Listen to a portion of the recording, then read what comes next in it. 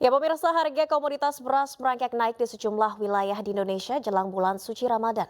Harga beras meroket diduga akibat El Nino dan belum memasuki masa panen raya yang diperkirakan terjadi pada bulan April hingga Mei 2024 mendatang. Untuk membahasnya malam ini sudah bergabung bersama kami melalui sambungan Zoom, Bustanul Arifin, pengamat ekonomi pertanian, dan Abdullah Mansuri, Ketua Umum IKAPI Ikatan Pedagang Pasar Indonesia. Kita ke Pak Mansuri dulu. Selamat malam Pak Mansuri, Pak Abdullah. Selamat selamat malam, Mbak Nadia. Baik, kita ke Pak Mansuri dulu untuk mengetahui kondisi real harga beras di pasaran saat ini. Pak Mansuri, tadi ini disebutkan secara historis harga beras saat ini merupakan yang termahal sepanjang sejarah. Apakah betul menurut pengamatan Anda? Iya, kalau kita flashback ya beberapa tahun terakhir, mungkin 10 tahun terakhir, beras medium itu cuma 9.000, sekarang sudah tembus di 13.000, sedangkan beras premium dari 12.000, sekarang tembus di 17.000, bahkan ada yang jual di angka 18.000. Mhm, Jauh dari harga eceran tertinggi juga. mhm. Oke, artinya kenaikan saat ini di kisaran 30% begitu? Ya 20 sampai ya 20%-an lah. Oke. Oke, harga beras medium saat ini sudah mencapai 14.000, sementara yang premium 18.000. Sebetulnya di tahun 2024 ini harga eceran tertingginya berapa, Pak Mansuri? Kalau di, harga eceran tetap memang tidak dinaikkan ya, Mhm, 10.900 artinya 11.000 untuk medium dan mhm, 13.900 atau 14.000 untuk, premium. mhm. Itu harga eceran tertinggi dari pemerintah, tapi memang faktanya tidak akan tercapai sejak akhir tahun, Mhm. 2023 juga, itu tidak mungkin bisa dijalankan karena harga gabah sudah 8.000, 9.000. Oke. Oke, ada kenaikan harga gabah, lalu apalagi yang menjadi penyebabnya? Apakah ini juga karena El Nino pada 2023 lalu?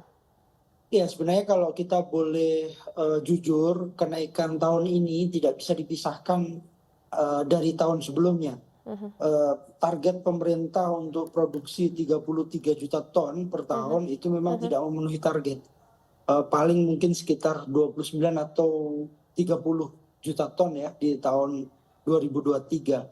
Walaupun sudah digenjot impor sekitar 3 juta ton, tetapi memang, ada momentum-momentum yang memang agak sulit kita hindari seperti, Mhm. kondisi cuaca yang, Oke. tidak memungkinkan, kita tanam, Mhm. produksi baik ya, dan kita juga memasuki musim, pemilu di mana permintaan beras juga cukup tinggi. Oke. Ini beberapa faktor-faktor, tambahan ditambah memang kami Mhm, melihat ada indikasi beberapa saat yang lalu, pemerintah terlalu fokus terhadap bantuan pangan sehingga Bulog tidak mhm. cukup memperkuat packaging berasnya untuk didistribusikan ke pasar tradisional atau retail modern. Beberapa Oke. faktor-faktor itu sesungguhnya yang membuat harga beras terus tinggi di, minggu-minggu terakhir ini. Oke. Baik, Pak Mansuri, apakah kenaikan harga ini menguntungkan atau merugikan pedagang? Karena kan ini merupakan kebutuhan primer masyarakat Indonesia, artinya seberapa tinggi pun kenaikannya pasti mau tidak mau masyarakat harus tetap membeli beras, begitu. Mbak Nadia, Mhm, untuk pedagang pasar ya, mhm, yang dalam, eee, perhimpunan kami mhm, atau asosiasi kami, mhm, itu sesungguhnya semakin tinggi harganya mhm. karena modal kami terbatas, maka pembelian kami juga akhirnya disesuaikan dengan modal kami. Dan perlu diketahui bahwa semakin tinggi harganya, jualnya juga akan semakin sulit. Oke. Dulu pembeli atau konsumen yang selama bertahun-tahun Mhm, membeli premium, akhirnya sekarang, mengoplos sebagian premium, sebagian medium, dicampur. Ini karena memang faktor-faktor mhm. tersebut. Jadi bukan berarti semakin tinggi pedagang semakin, eee, enak gitu, semakin sulit kita jualnya, semakin sulit juga merayu atau, eee, mendengarkan jeritan emak-emak yang membeli ke kami, semakin berat bagi kami juga untuk menjualnya. Oke, artinya kenaikan ini sama sekali tidak menguntungkan bagi para pedagang. Kita ke Pak Bustanul. Pak Bustanul, Apa pendapat Anda tentang kenaikan harga beras ini? Apakah karena produksi anjlok akibat El Nino karena faktor cuaca tadi yang disebutkan Pak Mansuri? Ataukah ini juga berkaitan dengan kemarin masa kampanye ada bagi-bagi bansos secara masif yang menyebabkan mungkin supply dan demand tidak seimbang begitu? Baik, Mbak Nadia, sebetulnya yang disampaikan oleh Pak Abdullah Mansuri sudah cukup jelas sih. Oke. Memang terakumulasi dari dampak El Nino pada 2023 yang kita sudah menduga bakal turun, tapi mungkin nggak menyangka turunnya seburuk ini. Oke. Jadi penurunan beras 2023 itu sampai padi ya sampai 1 juta ton. Kalau berasnya kira-kira 600.000 ton. Itu rekor, Mbak, rekor penurunan yang cukup Aha. buruk ya. Oke. Kenapa? Karena luas panen turun. Kami mencatat luas panen itu turun sampai 300.000 hektar karena banyak yang gagal panen ya.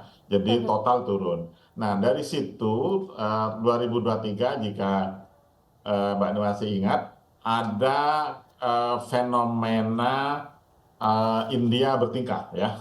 Bertingkah itu dalam konteks mereka melarang Melarang ekspor. ekspor Oke. berasnya dan mengangkat harga beras internasional juga mencapai rekor lebih tinggi dibandingkan ketika krisis pangan 2008. Ini agak bahaya dan banyak analis juga sudah meminta India nggak harus begitu-gitu amat lah.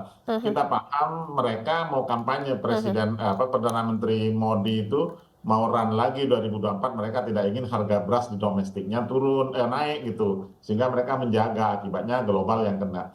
Mbak Diana, kalau 620 ya untuk medium di global, lalu 680 US dollar per ton untuk premium, itu rekor tinggi. Oke. Jadi yang biasanya kita kan lihat angka 400, 500 itu bagi kita sudah tinggi di global ya.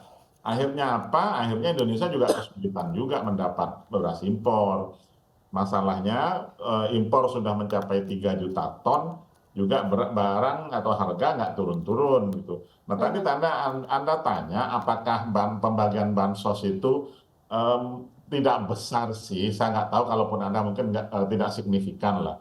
Kalau pembagian bansos itu memang dirapel 3 bulan yang untuk uangnya dan beberapa untuk barangnya itu kalau total berapa?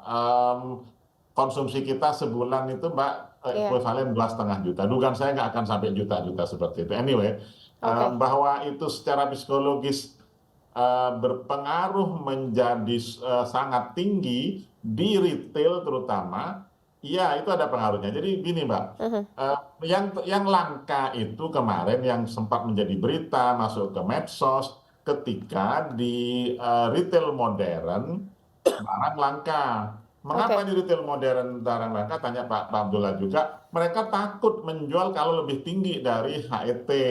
Beda dengan pasar tradisional sih nggak terlalu langka amat. Tetapi pasar tradisional 17.000, 18.000 dianggap biasa kan.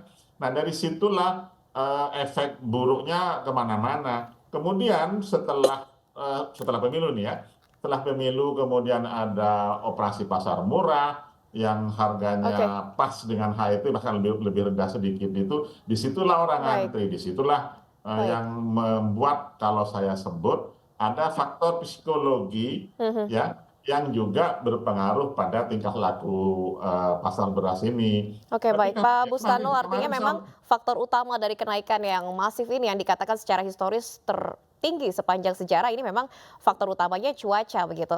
Kita malam ini sudah tersambung juga melalui sambungan telepon dengan Kepala Bappenas, Bapak Arief Prasetyo. Selamat malam, Pak Arief. Selamat malam, Assalamualaikum Mbak Nadia, Prof. Inu, sahabat saya Pak Mansuri. Baik, Pak Arief, ini tadi dikatakan bahwa saat ini kenaikan harga beras sudah mencapai 20 hingga 30% dan ini merupakan kenaikan yang tertinggi sepanjang sejarah. Apa saat ini langkah ataupun upaya untuk menstabilkan harga begitu? Karena ini juga kurang dari 2 bulan menjelang Idul Fitri yang mana pastinya konsumsi beras akan mengalami peningkatan signifikan.